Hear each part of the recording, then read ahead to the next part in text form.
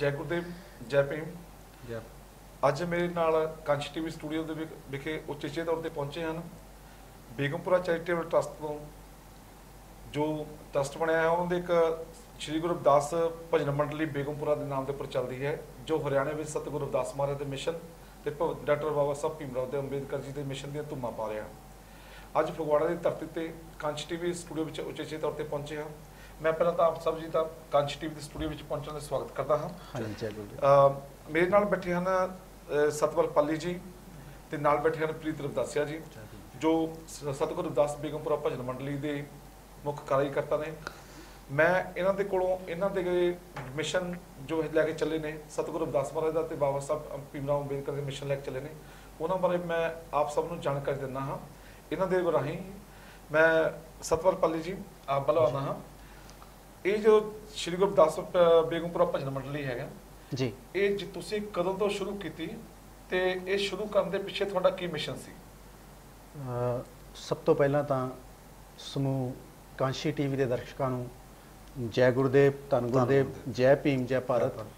साडी समूची team Begampura charitable trust Shri Guru Ravidas भजन मंडली Begumpura had office अक्कां वाली हरियाणा डिस्ट्रिक्ट फतेहाबाद तो जिन्हों ने सानू इस लायक समझा और जिदा कि सर जी पूछ रहे हैं सतगुरु रविदास महाराज जी का प्रचार प्रसार जिदा कि सानू काफ़ी समा हो गया सीगा पिंडां लेवल ते करदिआं नूं और जो ये ट्रस्ट है ये संस्था है कोई एक पिंड तो साझी नहीं है। साडे नाल तकरीबन असी 18 तो 20 पिंडां दे मुंडे इस दे विच काम करदे आ जी और वो सारिਆਂ ਦਾ ਹੀ ਇੱਕੋ ਹੀ मेन मोटिव ਇੱਕੋ ही है जो सतगुरु रविदास महाराज जी की वाणी तो ही सिक्ख्या लैके जिस तरह के सतगुरु रविदास महाराज जी पढ़ाई नूं स्टडी नूं सब तो ज़्यादा महत्वता दिंदे आ जी वो ट्रस्ट दे विच रह के ही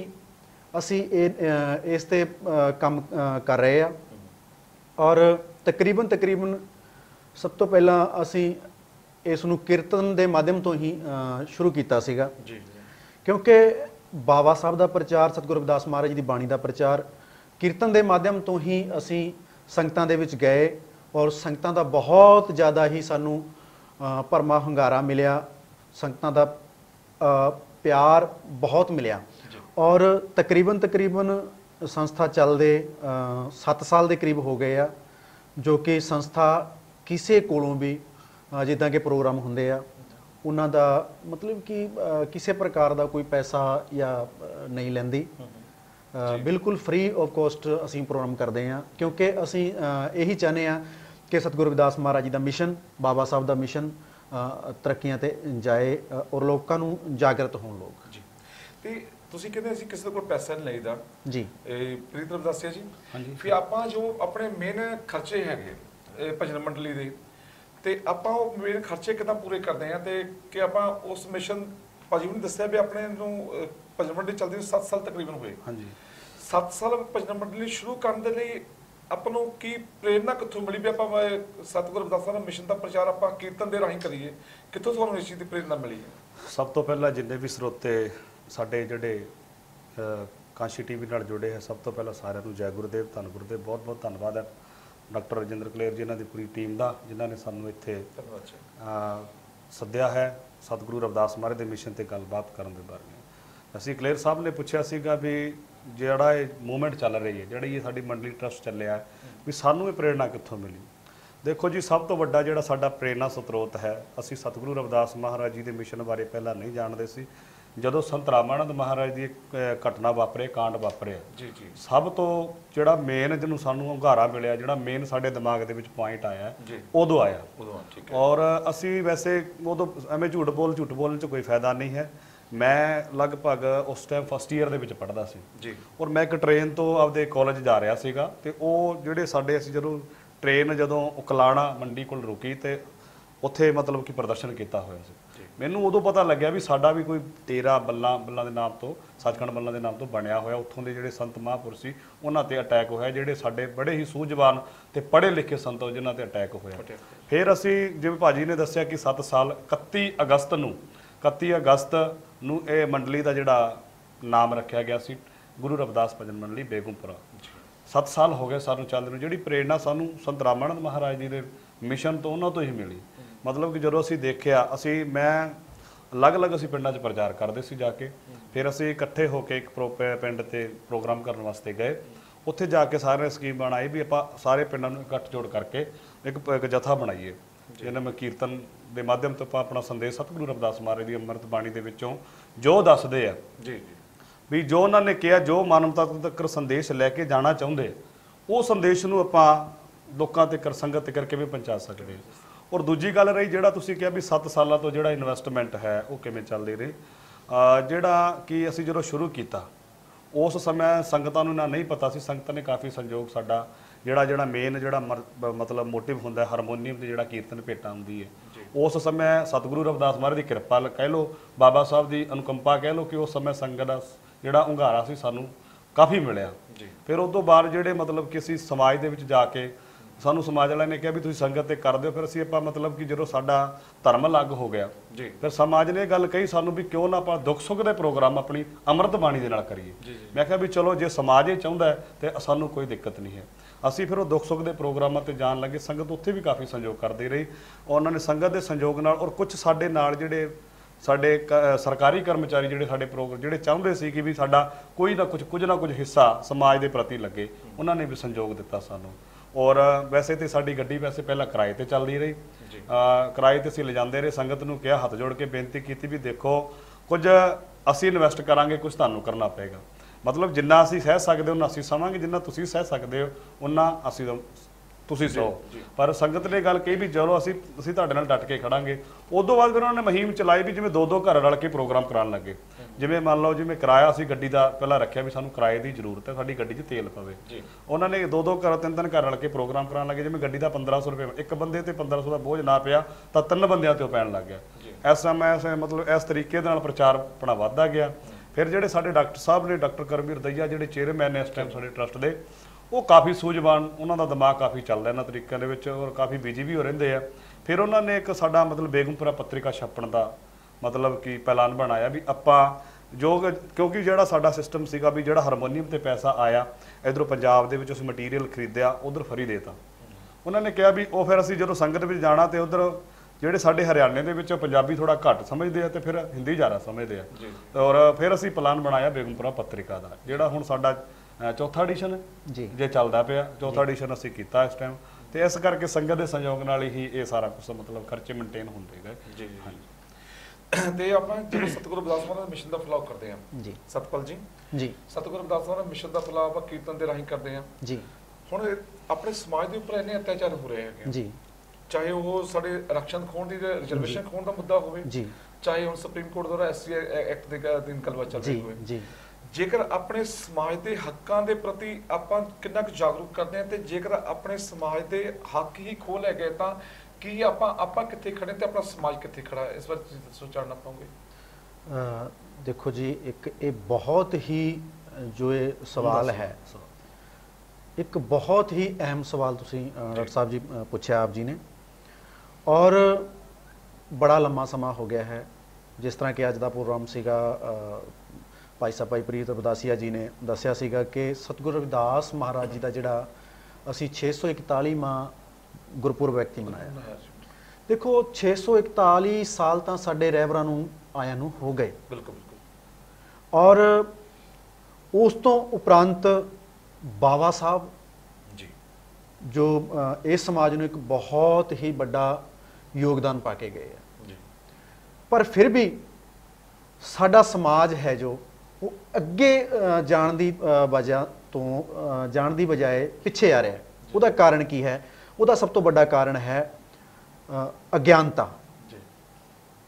ਸਟੱਡੀ ਬੇਸ ਤੇ, ਪੜ੍ਹਾਈ ਬੇਸ ਤੇ ਸਾਡਾ ਜੋ ਸਮਾਜ ਹੈ ਉਹ ਬਹੁਤ ਕਮਜ਼ੋਰ ਹੈ। ਜਦੋਂ ਤੱਕ ਅਸੀਂ ਪੜਾਂਗੇ ਨਹੀਂ, ਜਦੋਂ ਤੱਕ ਅਸੀਂ ਪੜਾਂਗੇ ਨਹੀਂ, ਗਿਆਨ ਪ੍ਰਾਪਤ ਨਹੀਂ ਕਰਾਂਗੇ, ਉਦੋਂ ਤੱਕ ਸਾਡਾ ਸਮਾਜ ਉੱਥੇ ਤੱਕ ਨਹੀਂ ਜਾਏਗਾ ਜਿੱਥੇ ਤੱਕ ਸਤਿਗੁਰੂ ਰਵਿਦਾਸ ਮਹਾਰਾਜ ਦੀ ਸੋਚ ਸੀ, ਜਿੱਥੇ ਤੱਕ ਬਾਬਾ ਸਾਹਿਬ ਦੀ ਸੋਚ ਸੀ। ਉੱਥੇ ਤੱਕ ਅਗਰ ਸਮਾਜ ਨੂੰ ਲੈ ਕੇ ਜਾਣਾ ਹੈ, ਸਭ ਤੋਂ ਪਹਿਲਾਂ ਸਾਡੇ ਸਮਾਜ ਨੂੰ ਪੜ੍ਹਨਾ ਪਏਗਾ ਔਰ ਨਸ਼ਿਆਂ ਤੋਂ ਰਹਿਤ ਰਹਿਣਾ ਪਏਗਾ। ਇਹ ਬਹੁਤ ਵੱਡੇ ਕਾਰਨ ਰਹੇ ਆ ਸਾਡੇ ਸਮਾਜ ਦੇ। ਕੀ ਤੁਸੀਂ ਨਸ਼ਿਆਂ ਤੋਂ ਰਹਿਤ ਸਮਾਜ ਸਿਰਜਣ ਦੇ ਵਿੱਚ ਆਪਣੀ ਜਥੇਬੰਦੀ ਵਾਲਾ ਜਾਂ ਸਟੱਡੀ ਦੇ ਬੇਸ ਦੇ ਉੱਪਰ ਜੋ ਬੱਚੇ ਸਟੱਡੀ ਤੋਂ ਪਿੱਛੇ ਰਹਿ ਜਾਂਦੇ ਆ, ਕੀ ਤੁਸੀਂ ਆਪਣੇ ਭਜਨ ਮੰਡਲੀ ਦੇ ਤਰਫੋਂ ਕੁਝ ਨਾ ਕੁਝ ਸਹਿਯੋਗ ਕਰਦੇ ਆ ਆਪਾਂ ਉਹਨਾਂ ਨੂੰ? ਜੀ ਬਿਲਕੁਲ ਜੀ, ਜਿੰਨਾ ਕਿ ਪ੍ਰੋਗਰਾਮ ਹੁੰਦੇ ਆ ਜੀ, ਪ੍ਰੋਗਰਾਮਾਂ ਦੇ ਵਿੱਚ ਜੋ ਕੀਰਤਨ ਸਤਕਾਰ ਭੇਟਾ ਸਾਨੂੰ ਮਿਲਦੀ ਆ ਜੀ, ਔਰ ਸਾਡੇ ਬਹੁਤ ਹੀ ਸੂਝਵਾਨ ਸਾਡੇ ਮਿੱਤਰ, ਸਾਡੇ ਸੱਜਣ ਇੰਪਲਾਈਜ਼ ਨੇ ਜੋ ਸਾਡੇ ਸਮਾਜ ਦੇ, ਉਹ ਵੀ ਸਾਨੂੰ ਹੈਲਪ ਕਰਦੇ ਆ। ਔਰ ਜਿਹੜੇ ਬੱਚੇ ਪੜ੍ਹਨਾ ਚਾਹੁੰਦੇ ਆ ਉਹਨਾਂ ਦੀ ਫੀਸਾਂ, ਉਹਨਾਂ ਦੀ ਵਰਦੀਆਂ ਦੇ ਪੈਸੇ ਤੱਕ, ਜੋ ਬੱਚੇ ਪੜ੍ਹਨਾ ਚਾਹੁੰਦੇ ਆ, ਔਰ ਸਾਨੂੰ ਬੜੀ ਖੁਸ਼ੀ ਮਹਿਸੂਸ ਹੁੰਦੀ ਹੈ। ਅਸੀਂ ਤਕਰੀਬਨ ਜ਼ਿਆਦਾਤਰ ਸਮਾਜ ਦੇ ਵਿੱਚ ਸ਼ੋਅ ਨਹੀਂ ਕਰਨਾ ਚਾਹੁੰਦੇ, ਕਿਉਂਕਿ ਅਸੀਂ ਜਿੰਨਾ ਕੰਮ ਕੀਤਾ ਹੈ ਸਾਡੇ ਸਮਾਜ ਦੇ ਵਿੱਚ ਕਾਫੀ ਇਹ ਗੱਲਾਂ ਆਉਂਦੀਆਂ ਹੈ ਕਿ ਅਸੀਂ ਇੱਕ ਛੋਟਾ ਜਿਹਾ ਕੰਮ ਕਰ ਲਈਏ, ਪਰ ਉਸ ਛੋਟੇ ਜਿਹੇ ਕੰਮ ਨੂੰ ਅਸੀਂ ਦਿਖਾਉਣ ਵਾਸਤੇ ਨਾ ਕਈ ਵਾਰੀ ਸੋਸ਼ਲ ਮੀਡੀਆ ਤੇ ਬਹੁਤ ਵੱਡੇ ਵੱਡੇ ਮਤਲਬ ਕਿ ਅਸੀਂ ਗੱਲਾਂ ਕਰਦੇ ਹਾਂ। ਜੀ, ਜੀ। ਔਰ ਇਹ ਸਾਡੇ ਟੀਮ ਦੇ ਚੇਅਰਮੈਨ ਸਾਹਿਬ ਡਾਕਟਰ ਕਰਮਵੀਰ ਦੰਦੀਆ ਜੀ ਦਾ ਬਹੁਤ ਹੀ ਸੋਹਣਾ ਉਪਰਾਲਾ ਸੀਗਾ, ਜਿਨ੍ਹਾਂ ਦੇ ਸਦਕਾ ਅਸੀਂ ਸਕੂਲ ਦੇ ਬੱਚਿਆਂ ਦੀ ਤਕਰੀਬਨ ਇਸ ਟਾਈਮ ਵੀ ਸਾਡੇ ਕੋਲੇ 38 ਬੱਚੇ ਨੇ ਜਿਨ੍ਹਾਂ ਦੀ ਅਸੀਂ ਟਿਊਸ਼ਨ ਫੀਸ ਦੇ ਰਹੇ ਹਾਂ, ਔਰ 12 ਬੱਚੇ ਇਹੋ ਜਿਹੇ ਨੇ ਜੋ ਆਪਣੀ ਤਿਆਰੀ ਕਰ ਰਹੇ ਹੈ, ਜਿਸ ਤਰ੍ਹਾਂ ਕਿ ਟੈਸਟ ਵਗੈਰਾ ਦੀ ਗਵਰਨਮੈਂਟ ਜੋਬ ਵਾਸਤੇ ਜੀ। ਔਰ ਇਹ ਸਾਰਾ ਹੀ ਪੈਸਾ ਮਤਲਬ ਕਿ ਸਮਾਜ ਹੀ ਸਾਡੀ ਹੈਲਪ ਕਰ ਰਿਹਾ ਹੈ, ਔਰ ਉਹੀ ਪੈਸਾ ਅਸੀਂ ਇਹਨਾਂ ਬੱਚਿਆਂ ਤੇ ਹੀ ਖਰਚ ਕਰ ਰਹੇ ਹਾਂ। ਕੀ ਤੁਹਾਡੀ ਆਪਣੀ ਜਿਹੜਾ ਆਪਾਂ ਮਿਸ਼ਨ ਲੈ ਕੇ ਚੱਲੇ ਹੈਗੇ ਆ, ਕਿ ਹਜੇ ਤੱਕ ਕੋਈ ਆਪਣੀ ਇਹਨਾਂ ਦੇ ਐਜੂਕੇਸ਼ਨ ਦੇ ਤੌਰ ਤੇ ਲਾ ਲਈਏ ਜਾਂ ਮੈਡੀਕਲ ਤੌਰ ਤੇ ਲਾ ਲਈਏ, ਕੋਈ ਆਪਣੀ ਪ੍ਰਾਪਤੀ ਹੈ ਵੀ ਅਸੀਂ ਆਪਾਂ ਉਹਨੂੰ ਕਰੀਏ, ਵੀ ਅਸੀਂ ਆਪਣਾ ਮਾਣ ਮਹਿਸੂਸ ਕਰਦੇ ਹੋਏ ਸਮਾਜ ਨੂੰ ਦੱਸਦੇ ਹੋਏ ਵੀ ਅਸੀਂ ਆਪਣੇ ਮਿਹਨਤ ਕਰਕੇ ਸਤਿਗੁਰੂ ਰਵਿਦਾਸ ਮਹਾਰਾਜ ਦਾ ਤੇ ਬਾਬਾ ਸਾਹਿਬ ਦਾ ਮਿਸ਼ਨ ਫੈਲਾਉਂਦੇ ਹੋਏ ਜੋ ਸਾਨੂੰ ਕੀਰਤਨ ਦੀ ਭੇਟਾ ਮਿਲਦੀ ਹੈਗੀ, ਜੋ ਸਾਡੇ ਸੰਗਤਾਂ ਸਹਿਯੋਗ ਕਰਦੀਆਂ, ਉਹ ਅਸੀਂ ਭੇਟਾ ਨੂੰ ਆਪਣੇ ਮਿਸ਼ਨ ਦੇ ਲਈ ਵਰਤਦੇ ਹੋਏ ਸਾਨੂੰ ਆਹ ਪ੍ਰਾਪਤੀ ਹੋਈ ਹੈ। ਸਾਡਾ ਕੋਈ ਬੱਚਾ ਕੋਈ ਸਟੱਡੀ ਬੇਸ ਤੇ ਇਦਾਂ ਹੋਇਆ? ਹਾਂਜੀ ਪ੍ਰੀਤ ਜੀ। ਦੇਖੋ ਜੀ, ਬਹੁਤ ਹੀ ਅਹਿਮ ਸਵਾਲ ਹੈ ਤੁਹਾਡਾ ਇਹ। ਸਭ ਤੋਂ ਵੱਡੀ ਗੱਲ ਇਹ ਹੈ ਕਿ ਦੇਖੋ ਸਤਿਗੁਰੂ ਰਵਿਦਾਸ ਜੀ ਮੈਂ ਕਹਿੰਦੇ ਨੇ, ਕਰਮ ਬੰਧਨ ਮੈਂ ਲੱਗ ਰਹੇ ਹੋ ਫਲਕੀ ਤੋਂ ਜਵਾਸ। ਔਰ ਸਤਿਗੁਰੂ ਰਵਿਦਾਸ ਮਹਾਰਾਜ ਜੀ ਕਹਿੰਦੇ ਸਭ ਤੋਂ ਪਹਿਲਾਂ ਜਿਹੜੀ ਕੀਰਤ ਕਰਮ ਦਾ ਅਰਥ ਉਹਨਾਂ ਨੇ ਦੱਸਿਆ ਵੀ ਕੀਰਤ ਆਪਣੀ ਮਿਹਨਤ ਕਰਨਾ, ਕਿ ਪਹਿਲਾਂ ਮਿਹਨਤ ਕਰੋ, ਜੇ ਤੁਹਾਡੀ ਮਿਹਨਤ ਚੰਗੀ ਹੋਏਗੀ ਤਾਂ ਤੁਹਾਨੂੰ ਦਾ ਫਲ ਵੀ ਮਿਲਣਾ। ਔਰ ਜਿਹੜਾ ਜਿਵੇਂ ਕਿ ਤੁਸੀਂ ਪੁੱਛਿਆ ਵੀ ਸਾਨੂੰ ਮਾਣ ਮਹਿਸੂਸ ਹੋਣ ਦੀ ਗੱਲ ਇਹ ਹੈ ਕਿ ਜਿਹੜੇ ਬੱਚਿਆਂ ਨੂੰ ਇਹ ਨਹੀਂ ਪਤਾ ਸੀ ਵੀ ਫਸਟ ਡਿਵੀਜ਼ਨ ਸੈਕੰਡ ਡਿਵੀਜ਼ਨ ਹੁਣ ਹੁੰਦੀ ਕੀ ਹੈ, ਅੱਜ ਉਹ ਬੱਚੇ ਇਹ ਜਿੱਦ ਕਰਦੇ ਆ, ਕੰਪੀਟੀਸ਼ਨ ਦੇ ਵਿੱਚ ਆਏ ਉਹ ਬੱਚੇ ਜਿੱਦ ਕਰਦੇ ਆ ਵੀ ਇਹ ਇੰਨੇ ਪ੍ਰੇਰਿਤ ਹੋਏ ਆ ਜਦੋਂ ਸੁਣਦੇ ਆ ਵੀ ਗੁਰੂ ਰਵਿਦਾਸ ਮਹਾਰਾਜ ਜੀ ਜਿਵੇਂ ਕਹਿੰਦੇ ਆ, ਸਤ ਵਿਦਿਆ ਕੋ ਜੋ ਪੜਿਆ ਸਦਾ ਪ੍ਰਾਪਤ ਕਰੇ ਗਿਆਨ, ਰਵਿਦਾਸ ਕਹੇ ਬਿਨ ਵਿਦਿਆ ਨਰ ਕੋ ਜਾਣ ਆ ਜਾਣ। ਸਤਿਗੁਰੂ ਜੀ ਕਹਿੰਦੇ ਨੇ ਵੀ ਬਿਨਾਂ ਵਿਦਿਆ ਤੋਂ ਬੰਦਾ ਇੱਕ ਮੁਰਦਾ ਹੈ।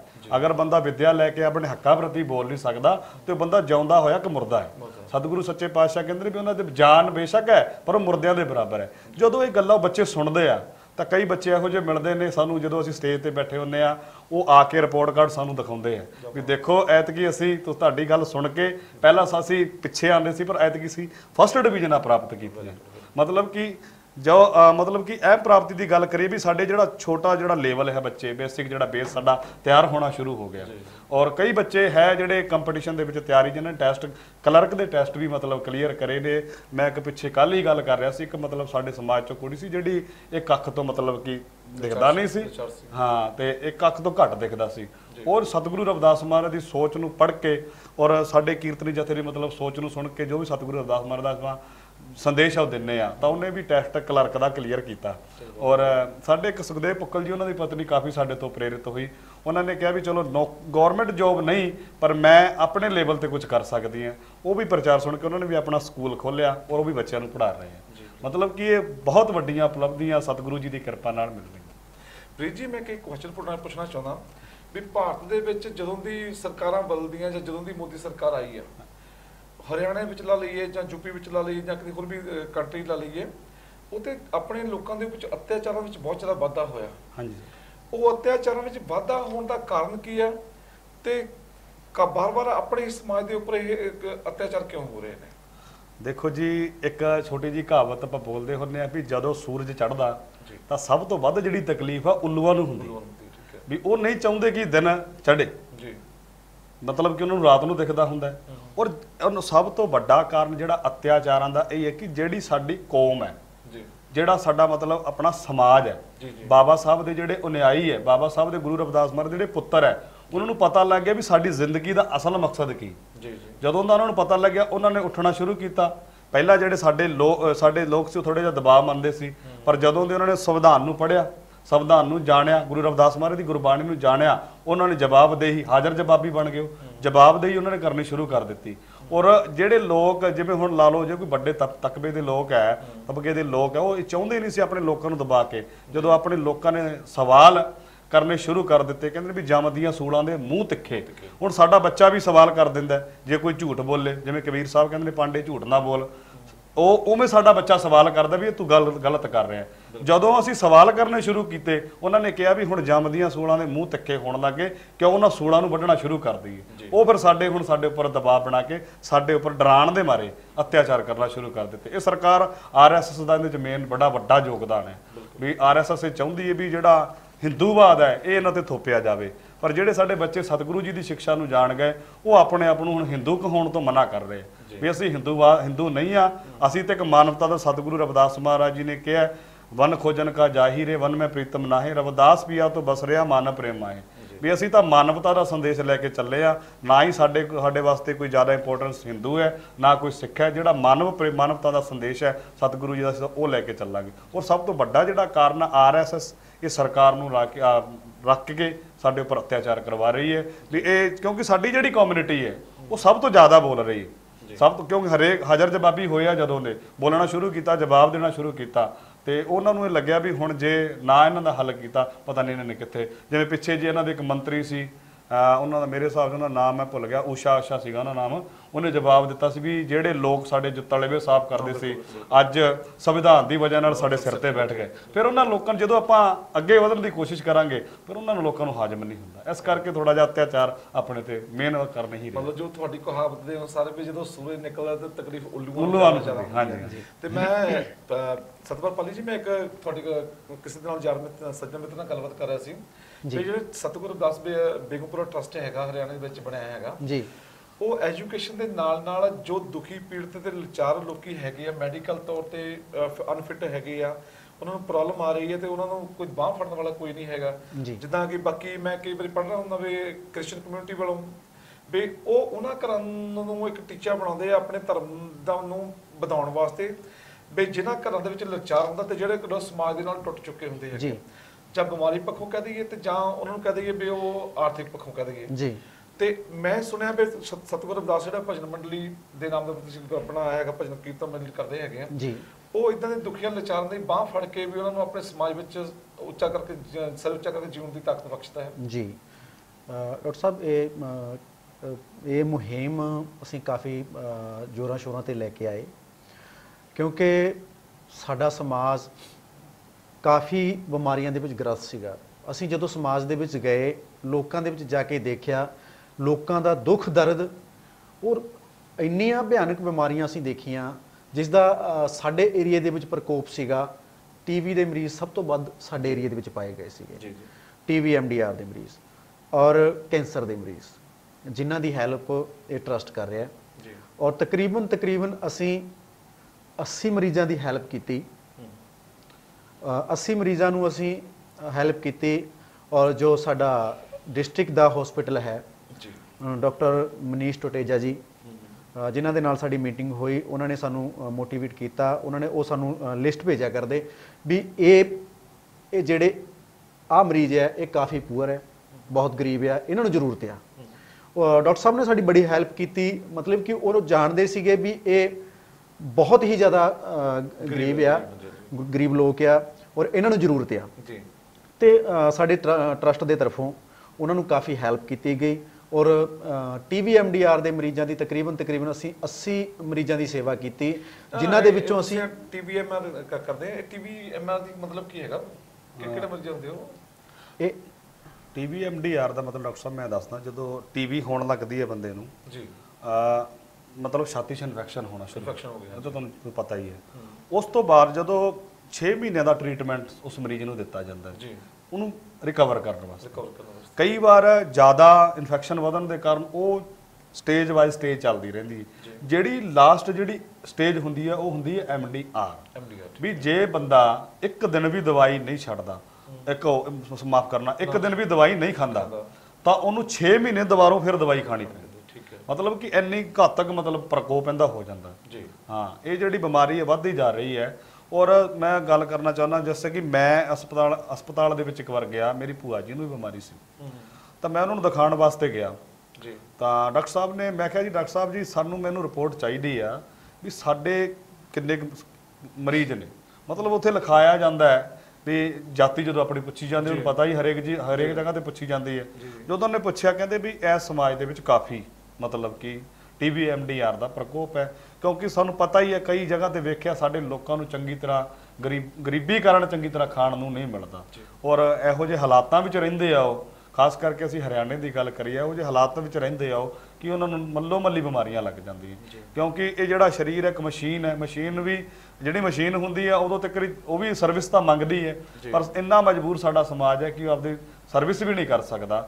ਮਤਲਬ ਕਿ ਉਹਨਾਂ ਨੇ ਦੱਸਿਆ ਵੀ ਕਾਫੀ ਪ੍ਰਕੋਪ ਹੈ। ਫਿਰ ਉਹਨਾਂ ਨੇ ਮੈਨੂੰ ਕਿਹਾ ਵੀ ਜੇ ਉਹਨਾਂ ਨੇ ਦੇਖਿਆ ਸੀ ਕਿਤੇ ਵੀ ਤੁਹਾਡੀ ਟੀਮ ਵਧੀਆ ਕੰਮ ਕਰਦੀ ਹੈ, ਮੈਂ ਤੁਹਾਡੀ ਟੀਮ ਨੂੰ ਇੱਕ ਰਿਕਵੈਸਟ ਕਰਦਾ ਜੇ ਤੁਸੀਂ ਐਸਾ ਮੁਹਿੰਮ 'ਚ ਸਾਡਾ ਸਾਥ ਦਿਓ।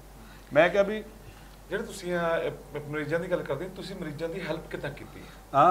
ਮੈਂ ਡਾਕਟਰ ਜੀ ਨੂੰ ਪੁੱਛਿਆ ਸੀਗਾ, ਡਾਕਟਰ ਮਨੀਸ਼ ਟਟੇਜਾ ਜੀ, ਉਹਨਾਂ ਨੂੰ ਪੁੱਛਿਆ ਵੀ ਦੇਖੋ ਅਸੀਂ ਡਾਕਟਰੀ ਲੈਣ ਦੇ ਵਿੱਚ ਸਾਨੂੰ ਦਵਾਈਆਂ ਤਾਂ ਨਹੀਂ ਪਤਾ। ਉਹਨਾਂ ਨੇ ਫਿਰ ਸਾਨੂੰ ਦੱਸਿਆ ਵੀ ਦਵਾਈਆਂ ਤਾਂ ਦੇਣੀਆਂ ਅਸੀਂ, ਤੁਸੀਂ ਮੋਟੀਵੇਟ ਕਰਨਾ ਹੈ ਵੀ ਉਹਨਾਂ ਨੂੰ ਇਹ ਲੱਗੇ ਵੀ ਅਸੀਂ ਹੁਣ ਬਚ ਜਾਾਂਗੇ। ਮੋਟੀਵੇਟ ਦੇ ਨਾਲ ਨਾਲ ਜਾ ਕੇ ਉਹਨਾਂ ਦੇ ਘਰ ਦਾ ਹਾਲ ਚਾਲ ਪੁੱਛੇ, ਕਿਉਂਕਿ ਜਿਵੇਂ ਬੰਦਾ ਹੁਣ ਵੇਖੋ ਬਿਮਾਰ ਪਿਆ ਤੇ ਜਾ ਕੇ ਨਾਰਮਲੀ ਕੋਈ 2-4 ਬੰਦੇ ਉਹਨਾਂ ਨੂੰ ਹੌਸਲਾ ਦੇ ਦੇਣ ਤਾਂ ਬੰਦਾ ਆਪਣੇ ਆਪ ਠੀਕ ਹੋ ਜਾਂਦਾ ਤੇ ਅੱਧਾ ਮਤਲਬ ਬਿਮਾਰੀ ਘਟ ਜਾਂਦੀ। ਅਸੀਂ ਫਿਰ ਇਹ ਪਲੈਨਿੰਗ ਬਣਾਈ ਵੀ ਆਪਾਂ ਕਿਉਂ ਨਾ ਜਾ ਕੇ, ਹੈ ਤੇ ਸਾਡਾ ਸਮਾਜ ਹੀ, ਚਲੋ ਨਹੀਂ ਜਾਣ ਦੇ ਜਾਣ ਪਛਾਣ ਵੀ ਬਣ ਜਾਣੀ ਹੈ। ਉਹਨਾਂ ਦੇ ਮਤਲਬ ਕਿ ਮਨੀਸ਼ ਜੀ ਨੇ ਜਿਹੜੇ ਡਾਕਟਰ ਸਾਹਿਬ ਸੀ, ਉਹਨਾਂ ਨੇ ਸਾਨੂੰ ਇੱਕ ਲਿਸਟ ਦਿੱਤੀ। ਡਾਕਟਰ ਕਰਮਵੀਰ ਦਈਆ ਸਾਡੇ ਡਾਕਟਰੀ ਲਾਈਨ 'ਚ, ਉਹਨਾਂ ਨੇ ਸਾਡੇ ਨਾਲ ਗੱਲਬਾਤ ਕੀਤੀ ਵੀ ਸਾਡੀ ਹੈਲਪ ਕਿਵੇਂ ਹੋ ਸਕਦੀ। ਉਹਨਾਂ ਨੇ ਦੱਸਿਆ ਵੀ ਦਵਾਈ ਤਾਂ ਸਰਕਾਰ ਦੇ ਰਹੀ ਹੈ, ਸਰਕਾਰ ਮਤਲਬ ਘਰ ਘਰ ਪਹੁੰਚਾ ਰਹੀ ਹੈ। ਦੂਜੀ ਜਿਹੜੀ ਗੱਲ ਹੈ, ਇਹਨੂੰ ਡਾਈਟ ਚਾਹੀਦੀ ਹੈ, ਹਾਈ ਪ੍ਰੋਟੀਨ ਡਾਈਟ ਜਿਹਨੂੰ ਆਪਾਂ ਕਹਿੰਦੇ ਨੇ, ਜਿੰਦੇ ਵਿੱਚ ਵਧੀਆ ਦਾਲਾਂ ਆ ਗਈਆਂ, ਛੋਲੇ ਆ ਗਏ, ਦੁੱਧ ਆ ਗਿਆ, ਫਰੂਟ ਆ ਗਿਆ, ਔਰ ਇੱਕ ਪ੍ਰੋਟੀਨ X ਦੇ ਨਾਮ ਤੋਂ ਪਾਊਡਰ ਆਉਂਦਾ ਸੀ, ਜਿੰਦਾ ਮਤਲਬ ਕਿ ਜਿੰਦੀ ਜਿਹੜੀ ਅਸੀਂ ਡਾਈਟ ਅਸੀਂ ਖਰੀਦੀ, ਉਹਦੀ ਫੋਰੈਂਸਿਕ ਲੈਬ ਹੁੰਦੀ ਜਿਹੜੀ, ਉਹਦੇ 'ਚ ਜਾਂਚ ਕੀਤੀ ਗਈ ਵੀ ਕਿਤੇ ਗਲਤ ਰਿਐਕਸ਼ਨ ਨਾ ਵਗ ਜਾਏ ਇਸ ਚੀਜ਼ ਦਾ।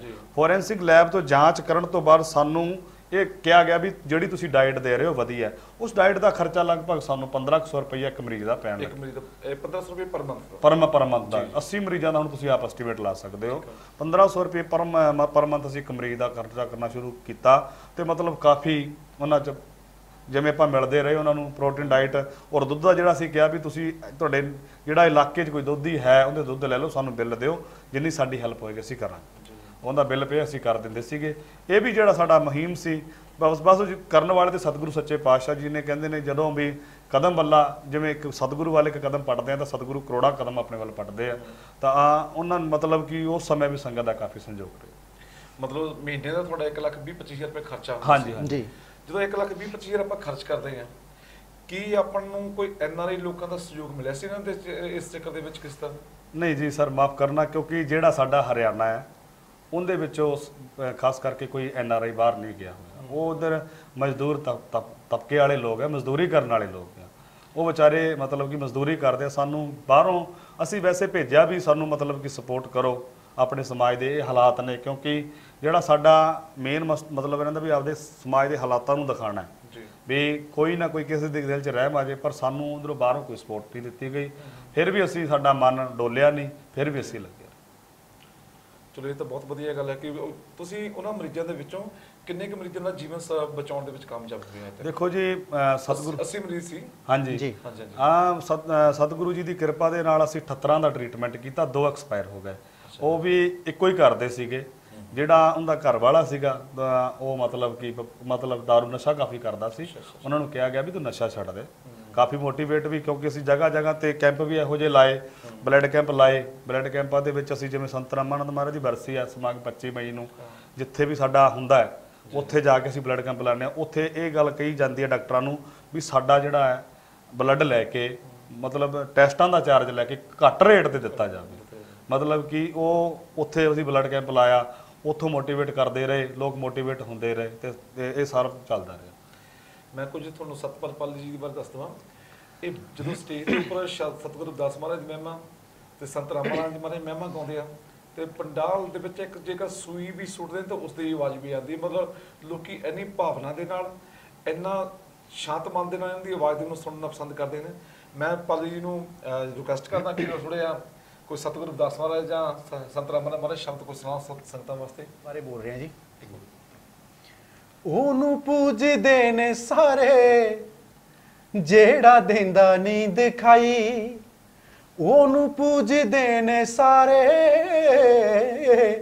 ਜਿਹੜਾ ਦਿੰਦਾ ਨਹੀਂ ਦਿਖਾਈ।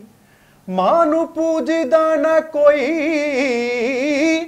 ਪੂਜਦਾ ਨਾ ਕੋਈ ਜਿਨੇ ਦੁਨੀਆ ਵਿਖਾਈ। ਉਹਨੂੰ ਪੂਜਦੇ ਨੇ ਸਾਰੇ ਜਿਹੜਾ ਦਿੰਦਾ ਨਹੀਂ ਦਿਖਾਈ।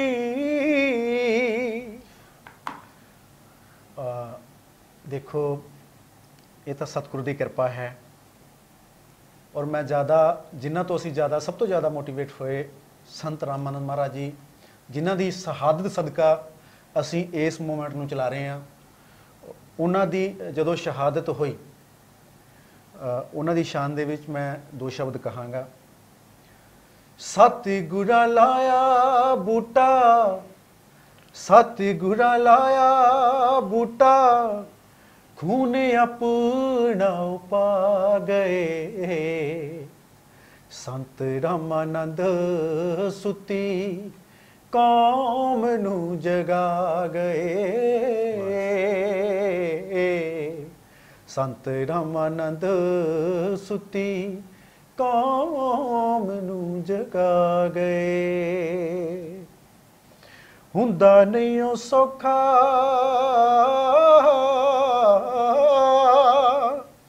ਹੁੰਦਾ ਨਹੀਂ ਉਹ ਸੌਖਾ ਆਪਾ ਕਰਨਾ ਕੁਰਬਾਨੀ ਜੀ। ਤੋੜਨਾ ਹੈ ਪੈਂਦਾ ਮੋਹ ਸਾਰੇ ਹੀ ਜਹਾਨੀ ਜੀ। ਤੋੜਨਾ ਹੈ ਪੈਂਦਾ ਮੋਹ ਸਾਰੇ ਹੀ ਜਹਾਨੀ ਜੀ। ਦੀਨ ਹਿਤ ਲੜਨਾ ਦੀਨ ਹਿਤ ਲੜਨਾ ਬਚਨ ਪੁਗਾ ਗਏ। ਸੰਤ ਰਾਮਾਨੰਦ ਸੁੱਤੀ ਕੌਮ ਨੂੰ ਜਗਾ ਗਏ। ਸੰਤ ਰਾਮਾਨੰਦ ਸੁੱਤੀ ਕੌਮ ਨੂੰ ਜਗਾ ਗਏ।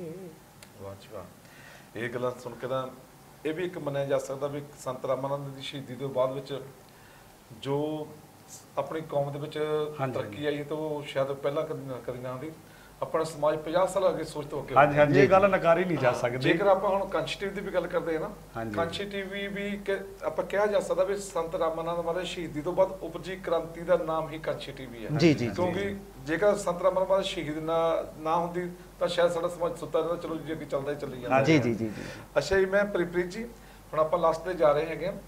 ਕੀ ਤੁਸੀਂ ਆਪਣੇ ਇਸ ਬੇਗਪੁਰਾ ਟਰਸਟ ਦੇ ਰਾਹੀਂ ਜੋ ਕੰਚ ਟੀਵੀ ਸਤਿਗੁਰੂ ਰਵਿਦਾਸ ਮਹਾਰਾਜ ਮਿਸ਼ਨ ਦਾ ਫਲੋ ਕਰ ਰਿਹਾ ਹੈ, ਪੂਰੇ ਵਿਸ਼ਵ ਵਿੱਚ ਕਰ ਰਿਹਾ ਹੈ, ਤੁਸੀਂ ਕੋਈ ਮੈਸੇਜ, ਕੋਈ ਜੋ ਸਮਾਜ ਤੋਂ ਤੁਸੀਂ ਕੋਈ ਮੰਗ ਰੱਖਣਾ ਚਾਹੁੰਦੇ ਹੋ, ਕੋਈ ਸਮਾਜ ਨੂੰ ਕਹਿਣਾ ਚਾਹੁੰਦੇ ਹੋ, ਉਹ ਸਾਡੇ ਕੰਚ ਟੀਵੀ ਦੇ ਰਾਹੀਂ ਕਹਿ ਸਕਦੇ ਹੋ? ਸਭ ਤੋਂ ਪਹਿਲਾਂ ਤਾਂ ਦੇਖੋ ਜੀ, ਇਹ ਜ਼ਰੂਰੀ ਹੈ ਕਿ ਸਤਿਗੁਰੂ ਰਵਿਦਾਸ ਮਹਾਰਾਜ ਦਾ ਮਿਸ਼ਨ ਕਹਿੰਦਾ ਕੀ ਹੈ। ਅਗਰ ਉਹਨਾਂ ਨੇ ਪ੍ਰਮਾਤਮਾ ਦੀ ਗੱਲ ਕੀਤੀ ਹੈ ਤਾਂ ਉਹਨਾਂ ਦਾ ਪ੍ਰਮਾਤਮਾ ਕਿਹੋ ਜਿਹਾ ਹੈ ਜੀ, ਸਭ ਤੋਂ ਪਹਿਲਾਂ ਇਹ ਕਹਿਣਾ, ਇਹ ਸਮਝਣਾ ਬੜਾ ਜ਼ਰੂਰੀ। ਸਤਿਗੁਰੂ ਜੀ ਗੱਲ ਕਰਦੇ ਕਿ ਜਿਹੜਾ ਮੇਰਾ ਪ੍ਰਮਾਤਮਾ ਹੈ ਉਹ ਕੁਦਰਤ ਦੇ ਰੂਪ ਵਿੱਚ ਹੈ। ਅਗਰ ਮੇਰੀ ਕੁਦਰਤ ਸੁਰੱਖਿਅਤ ਹੈ, ਮੇਰਾ ਵਾਤਾਵਰਨ ਸੁਰੱਖਿਅਤ ਹੈ, ਮੇਰਾ ਰੱਬ ਜਿੰਦਾ ਹੈ, ਮੇਰਾ ਸਮਾਜ ਜਿੰਦਾ ਹੈ, ਮੇਰੀ ਕੌਮ ਜਿੰਦਾ ਹੈ। ਔਰ ਦੂਜੀ ਗੱਲ, ਸਤਿਗੁਰੂ ਜੀ ਸੱਚੇ ਪਾਤਸ਼ਾਹ ਜੀ ਨੇ ਜਿਹੜਾ ਪਖੰਡਵਾਦ ਹੈ ਉਹਨਾਂ ਦਾ ਵਿਰੋਧ ਕੀਤਾ ਹੈ। ਪਹਿਲੀ ਗੱਲ ਤਾਂ ਸਾਡੇ ਸਮਾਜ ਨੂੰ ਇਹ ਗੱਲ ਚਾਹੀਦੀ ਹੈ ਕਿ ਅਸੀਂ ਜਿਹੜਾ ਮਨੂਵਾਦੀ ਸੋਚ ਆ ਉਹਦੇ ਤੋਂ ਬਾਹਰ ਆਈਏ ਔਰ ਸਤਿਗੁਰੂ ਰਵਿਦਾਸ ਮਹਾਰਾਜ ਦੇ ਮਿਸ਼ਨ ਨੂੰ, ਜੋ ਉਹਨਾਂ ਦਾ ਮੋਟਿਵ ਹੈ, ਜੋ ਉਹਨਾਂ ਦਾ ਸੰਦੇਸ਼ ਹੈ, ਸਭ ਤੋਂ ਪਹਿਲਾਂ ਸਾਨੂੰ ਉਹ ਸਮਝਣ ਦੀ ਜ਼ਰੂਰਤ ਹੈ।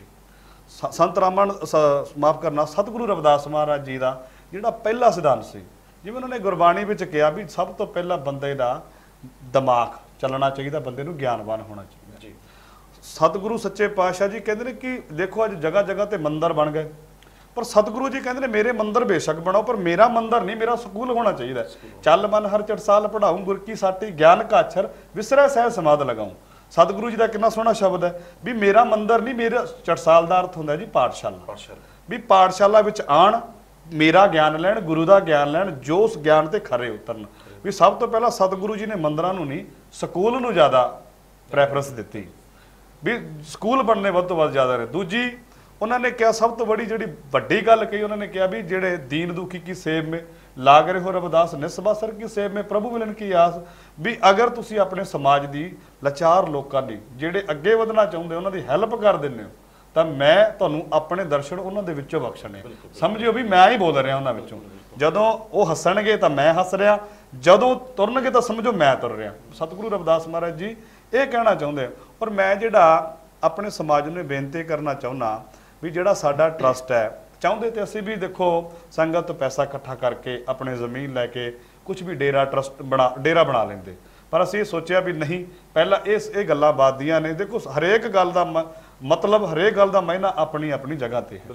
ਪਰ ਜਿਹੜੀ ਅੱਜ ਦੀ ਜਿਹੜੀ ਯੁਵਾ ਪੀੜ੍ਹੀ ਦੀ ਸੋਚ ਹੈ, ਸਾਨੂੰ ਇਹ ਚਾਹੀਦਾ ਹੈ, ਜਿਵੇਂ ਤੁਸੀਂ ਗੱਲ ਸੰਵਿਧਾਨ ਤੇ ਕੀਤੀ ਸੀ, ਹੁਣ ਵੇਖੋ ਗੁਰਦੁਆਰਾ ਮੰਦਿਰ ਹੈ, ਉੱਥੇ ਤੇ ਜਾ ਕੇ ਆਪਾਂ ਅੰਮ੍ਰਿਤ ਬਾਣੀ ਸਿੱਖ ਸਕਦੇ ਹਾਂ, ਪਰ ਜਿਹੜਾ ਸਕੂਲ ਹੈ ਉੱਥੇ ਉਸ ਦੇ ਅੰਦਰ ਰਹਿ ਕੇ ਅਸੀਂ ਅੰਮ੍ਰਿਤ ਬਾਣੀ ਦਾ ਪ੍ਰਕਾਸ਼ ਵੀ ਕਰ ਸਕਦੇ ਹਾਂ, ਉੱਥੇ ਸੰਵਿਧਾਨ ਦਾ ਵੀ ਪ੍ਰਕਾਸ਼ ਕਰ ਸਕਦੇ ਹਾਂ, ਉੱਥੇ ਹਰੇਕ ਚੀਜ਼ ਦਾ ਪ੍ਰਕਾਸ਼ ਹੋ ਸਕਦਾ ਹੈ।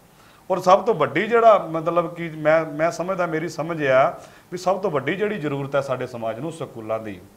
ਔਰ ਸਾਡੇ ਬਹੁਤ ਤਕੜੇ ਸਮਾਗਮ ਹੁੰਦੇ ਆ, ਜਿਸ ਤਰ੍ਹਾਂ ਕਿ ਹੁਣ ਆਪਾਂ ਫਸਲ ਬੀਜੀ, ਕਣਕ ਬੀਜੀ, ਚਾਹੇ ਕਿੱਲਾ ਵੀ ਬੀਜਿਆ ਕਿਸੇ ਕਿਸਾਨ ਨੇ, ਉਹਨੇ ਖਰਚਾ ਕਰਕੇ ਆਪਣੀ ਕਣਕ ਲਾਈ, ਪਾਣੀ ਲਾਇਆ, ਰੇਹ ਦਿੱਤੀ, ਸਪਰੇਅ ਪਾਈ, ਉਹਨੇ ਬਾਅਦ ਦੇ ਵਿੱਚ ਝਾੜ ਕੱਢਣਾ ਵੀ ਝਾੜ ਕਿੰਨਾ ਨਿਕਲਿਆ। ਪਰ ਜਿਹੜੇ ਸਾਡੇ ਸਮਾਗਮ ਹੁੰਦੇ ਆ, ਸਭ ਤੋਂ ਵੱਡੀ ਗੱਲ ਹੈ ਕਿ ਸਾਡੇ ਸਮਾਗਮਾਂ ਦਾ ਝਾੜ ਨਹੀਂ ਕੱਢਿਆ ਜਾਂਦਾ। ਵੀ ਅਸੀਂ 5 ਲੱਖ ਰੁਪਈਆ 10 ਲੱਖ ਰੁਪਈਆ ਲਾਇਆ, 10 ਲੱਖ ਰੁਪਈਆ ਲਾ ਕੇ ਅਸੀਂ ਪ੍ਰਾਪਤ ਕੀ ਕੀਤਾ। ਜੋ 10 ਲੱਖ 10 ਬੱਚਿਆਂ ਤੇ ਖਰਚ ਕੀਤਾ ਜਾਂਦਾ, ਮੇਰੇ ਹਿਸਾਬ ਦੇ ਵਿੱਚ ਉਹ IPS ਦੀ ਮਤਲਬ ਕੋਚਿੰਗ ਅੱਧੀ ਪਚੱਧੀ ਜ਼ਰੂਰ ਬੰਦੇ ਲੈ ਸਕਦੇ ਸੀ, ਔਰ ਜਿਸ ਨਾਲ ਸਾਡੇ ਸਮਾਜ ਨੂੰ ਫਾਇਦਾ ਹੋਣਾ ਸੀ। ਔਰ ਸਭ ਤੋਂ ਵੱਡੀ ਡਿਮਾਂਡ ਇਹੀ ਕਿ ਸਕੂਲਾਂ ਦੀ ਜ਼ਰੂਰਤ ਬਹੁਤ ਅੱਜ। ਬਿਲਕੁਲ ਬਿਲਕੁਲ, ਇਹ ਮਿਸ਼ਨ ਲੈ ਕੇ ਬਾਬਾ ਸਾਹਿਬ ਚੱਲੇ ਵੀ ਪੜੋ, ਜੁੜੋ ਤੇ ਸੰਘਰਸ਼ ਚੱਲੋ, ਸਿੱਖ ਕਰੋ। ਹਾਂਜੀ ਸਤਪਾਲ ਜੀ, ਤੁਸੀਂ ਕੀ ਸੰਦੇਸ਼ ਦੇਣਾ ਚਾਹੁੰਦੇ ਹੋ? ਦੇਖੋ ਗੱਲਾਂ ਤਕਰੀਬਨ ਪ੍ਰੀਤ ਜੀਆਂ ਨੇ ਸਾਰੀਆਂ ਹੀ ਕਹਿਤੀਆਂ, ਔਰ ਜਿਸ ਚੀਜ਼ ਦੀ ਸਾਡੇ ਸਮਾਜ ਨੂੰ ਸਭ ਤੋਂ ਜ਼ਿਆਦਾ ਜ਼ਰੂਰਤ ਸੀ ਸਟੱਡੀ ਲੈਵਲ ਤੇ ਹੋ ਗਈ। ਔਰ ਸਾਡਾ ਆਪਦਾ ਮੀਡੀਆ ਨਹੀਂ ਸੀ। ਔਰ ਇਸ ਟਾਈਮ ਸਮੂਹ, ਮੈਂ ਵਧਾਈ ਦੇਣਾ ਚਾਹੁੰਦਾ ਹਾਂ ਸਮੂਹ ਕਾਂਸ਼ੀ ਟੀਮ ਦੀ, ਕਾਂਸ਼ੀ TV ਦੀ ਟੀਮ ਨੂੰ, ਜੋ ਇਹਨਾਂ ਨੇ ਚੈਨਲ ਦੇ ਮਾਧਿਅਮ ਤੋਂ ਸਾਡੇ ਲੋਕਾਂ ਦੇ ਵਿੱਚ ਪ੍ਰਚਾਰ ਪ੍ਰਸਾਰ ਸਤਿਗੁਰੂ ਰਵਿਦਾਸ ਮਹਾਰਾਜ ਦੀ ਬਾਣੀ ਦਾ, ਬਾਬਾ ਸਾਹਿਬ ਦੇ ਵਿਚਾਰਾਂ ਦਾ ਜੋ ਪ੍ਰਚਾਰ ਚੱਲ ਰਿਹਾ ਹੈ, ਉਹ ਕਾਂਸ਼ੀ TV ਦੀ ਜੋ ਮੁਹਿੰਮ ਹੈ ਉਹ ਬਹੁਤ ਹੀ ਸਲਾਹਨਾਯੋਗ ਹੈ। ਔਰ ਮੇਰੀ ਸਮੂਹ ਸੰਗਤਾਂ ਨੂੰ, ਸਮੂਹ ਵੀਰਾਂ ਨੂੰ ਬੇਨਤੀ ਹੈ ਕਿ ਜਿੰਨੇ ਵੀ ਜਿਸ ਤਰ੍ਹਾਂ ਕਿ ਕਾਂਸ਼ੀ TV ਹੈ, ਜੋ ਵੀ ਇਹਨੂੰ ਵੱਧ ਤੋਂ ਵੱਧ ਸਪੋਰਟ ਕਰੋ, ਕਿਉਂਕਿ ਸਾਡੇ ਸਮਾਜ ਦਾ ਸਭ ਤੋਂ ਵੱਡਾ ਮੀਡੀਆ, ਕਿਉਂਕਿ ਅਜੇ ਤੱਕ ਸਾਡੇ ਸਮਾਜ ਕੋਲੇ ਕੋਈ ਮੀਡੀਆ ਨਹੀਂ ਸੀ। ਜੀ ਬਿਲਕੁਲ। ਔਰ ਇਹ ਬਹੁਤ ਹੀ ਤਕੜਾ ਕਾਂਸ਼ੀ TV ਦਾ ਉਪਰਾਲਾ ਹੈ। ਸੋ ਮੈਂ ਬਹੁਤ ਧੰਨਵਾਦ ਕਰਦਾ ਕਾਂਸ਼ੀ TV ਦਾ, ਜੋ ਕਿ ਇੱਕ ਬਹੁਤ ਤਕੜਾ ਪਲੇਟਫਾਰਮ ਕਾਂਸ਼ੀ TV ਦੀ ਟੀਮ ਨੇ ਇਸ ਸਮਾਜ ਨੂੰ ਦਿੱਤਾ ਹੈ। ਜੀ ਇੱਕ ਛੋਟੀ ਜਿਹੀ ਬੇਨਤੀ ਮੈਂ ਵੀ ਮੀਡੀਆ ਬਾਰੇ ਕਰਨਾ ਚਾਹਾਂਗਾ ਵੀ ਸੰਗਤ ਨੂੰ ਮੈਂ ਦੱਸਣਾ ਚਾਹੁੰਦਾ ਵੀ ਕੋਈ ਇੱਕ ਸਮਾਂ ਸੀ ਜਦੋਂ ਸਾਡਾ ਕੋਈ ਪ੍ਰੋਗਰਾਮ ਫੜਨ ਦਾ ਨਾਂ ਨਹੀਂ ਲੈਂਦਾ ਸੀ, ਪਰ ਜਿੱਦਾਂ ਦੇ ਸਾਡੇ ਆਪਣੇ ਚੈਨਲ ਬਣ ਗਏ, ਹੁਣ ਦੂਜੇ ਚੈਨਲ ਆਪ ਆ ਕੇ ਮਿੰਨਤਾਂ ਕਰਦੇ। ਕਾਂਸ਼ੀ TV ਨੇ ਉਹਨਾਂ ਦੀ ਮਜਬੂਰੀ ਬਣਾਤੀ। ਔਰ ਭਾਈ ਸਾਹਿਬ ਨੇ ਦੱਸਿਆ ਵੀ ਵਧਾਈ ਦੇ ਪਾਤਰ ਕੀ ਸ਼ਲਾਘਾਯੋਗ ਕੰਮ ਹੈ ਕਿ ਇਹ ਵੀਰਾਂ ਨੇ ਇਹ ਨਹੀਂ ਵੇਖਿਆ ਵੀ ਸਾਨੂੰ ਕੀ ਬਚਦਾ, ਸਾਡਾ ਕੀ ਹੁੰਦਾ, ਪਰ ਜੋ ਇਹ ਮਕਸਦ ਲੈ ਕੇ ਚੱਲੇ ਆ, ਜੋ ਸਤਿਗੁਰੂ ਜੀ ਦਾ ਪ੍ਰਚਾਰ ਇਹਨਾਂ ਨੇ ਜਨ ਜਨ ਤੱਕ ਪਹੁੰਚਾਇਆ, ਉਸ ਦਾ ਕੋਈ ਦੇਣ ਨਹੀਂ ਦਿੱਤਾ ਜਾ ਸਕਦਾ।